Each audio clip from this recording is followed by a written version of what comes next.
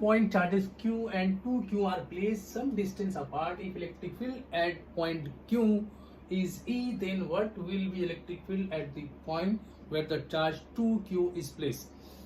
मान लो ऐसे कि ये दो चार्ज ऐसे कुछ डिस्टेंस अपार्ट है, Q यहाँ पर है और 2Q यहाँ पर है. यहाँ पर इलेक्ट्रिक फील्ड इंटेंसिटी का वैल्यू है E. यहाँ पर कितना होगा मान लेते हैं E डैश. इस E डैश का वैल्यू क्या है? चार ऑप्शन दिए गए, 3E है कि E/2 है या E है या नन ऑफ दिस है, क्या है चारों में से. सबसे पहली बार हम लोग इस प्रॉब्लम को सॉल्व ऐसे करेंगे कि कूलम्स का कंसेप्ट लगा लेते हैं. जो फोर्स ये चार्ज इसके ऊपर लगाएगा वही फोर्स ये चार्ज उसके ऊपर लगाएगा, क्योंकि कूलम्स के कंसेप्ट के हिसाब से force equals to 1/4πε0 Q into 2Q/r². अगर ये चार्ज का फोर्स इसके ऊपर निकाल रहे तो यही वैल्यू आएगा, क्योंकि Q और 2Q तो मल्टीप्लाई करना है. अगर इस चार्ज का फोर्स इसके ऊपर निकाल रहे तब यही वैल्यू आएगा.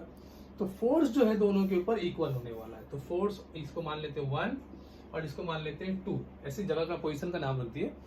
तो force on charge at the position 1 must be equal to force on charge at the position 2.